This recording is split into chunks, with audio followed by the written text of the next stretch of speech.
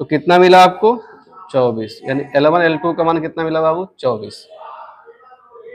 हमसे कह रहा है कि आप डिफरेंस निकालो L1 माइनस L2 का।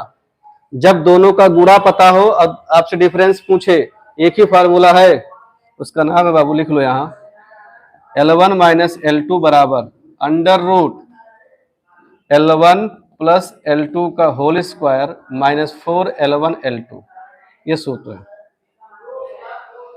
ठीक है, ये फार्मूला हो तो हो जाएगा L1 माइनस L2 बराबर under root L1 plus L2 का मान कितना दिया है 10, ये देखो 10 दिया है, 10 का स्क्वायर कर दो माइनस 4 इंटू L1L2 का मान कितना दिया है 24, 24 रख दो।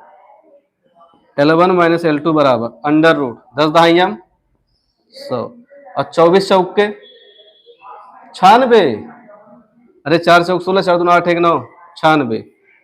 L1 माइनस L2 बराबर